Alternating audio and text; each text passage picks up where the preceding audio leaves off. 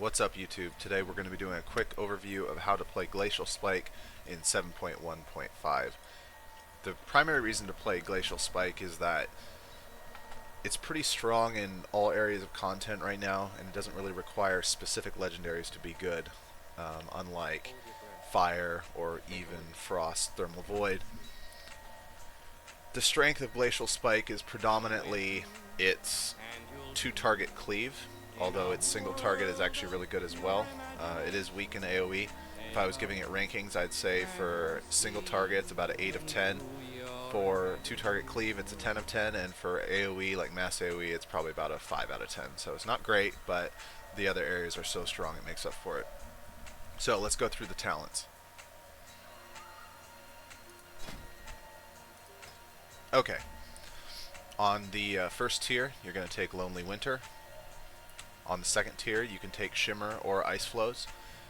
Shimmer is good because it allows you to use a little trick to shatter Glacial Spikes, and it's also a good defensive ability. Ice Flows you could use if you wanted, but it's pretty much exclusively an offensive ability. I found I prefer Shimmer because it can do extra damage and it can save my life, whereas Ice Flows only does a little extra damage. On this tier, you're going to take Incanter's Flow. On this tier, you're going to take Splitting Ice. No contest. I mean, look at that. 80% of the damage is done to a second target, in addition to dealing 5% more damage overall. So, you know, if you can Glacial Spike your main target for 8 million, why not cleave the second target for 5.8 million or whatever it is. On this tier, you can take whatever you want. I've found that Frigid Winds and Ice Ward are both good, depending on the content. Ring of Frost is pretty worthless. On the 90 tier, you're going to take either Unstable Magic, if it's mostly single target or maybe a little cleave, and Arctic Gale if there's 4 or more mobs. At least that's what I've been doing.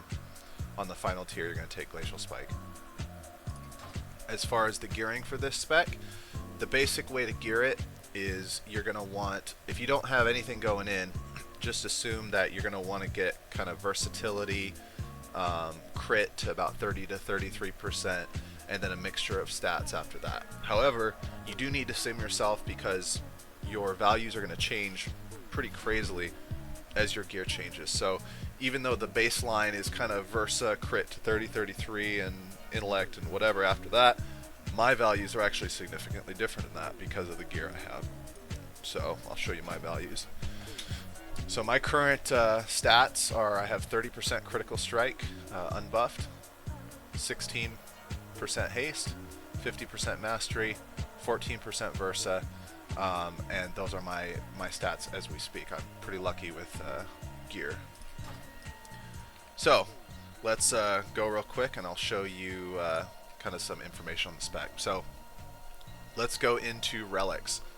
Actually, before we go into relics, let's go down to the scale factors. So I told you that they are significantly different depending on your gear. So here are my scale factors. These are not indicative of what yours will be, but with my current gear, haste is actually my most valuable stat, followed by int, followed by Versa, crit, spell power, mastery.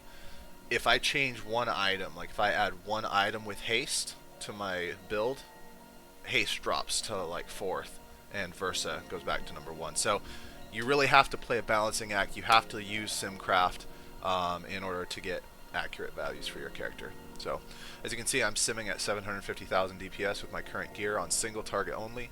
The relics you're going to want for this spec, they're listed right here. Brain Freeze, Frostbolt, Ice Lance, Flurry Damage. All those top 4 are very, very close to each other. Ice Lance is a little bit higher because of the bracers. So if you don't have bracers, Ice Lance will be a little lower.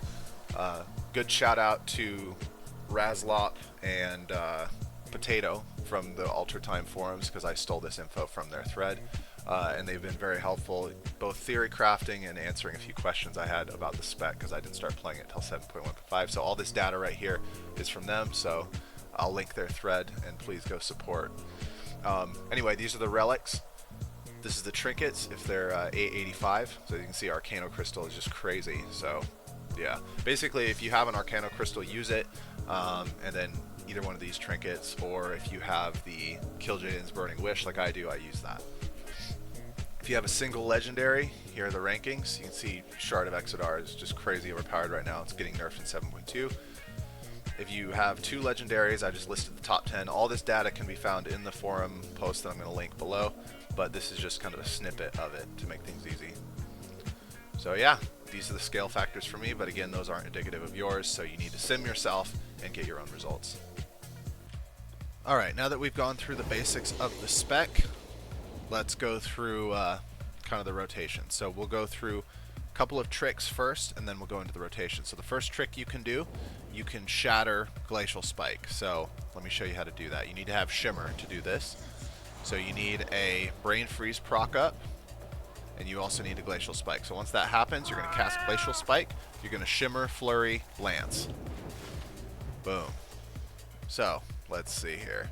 So you can see the Flurry, because of the Shimmer, it hits before Glacial Spike, causes Glacial Spike to shatter for 3.6 million damage, and then the following Ice Lance also crits for almost 1 million. So that's a way to shatter Glacial Spike.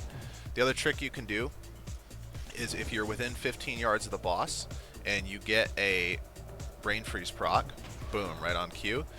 If you're under the effects of Time Warp and Icy Veins, you can actually do this combo: Frostbolt, Flurry, Lance, Lance. Now, it's not going to work here because I'm not under the effects of haste, but oh wow, it critted, but it wasn't a shatter crit.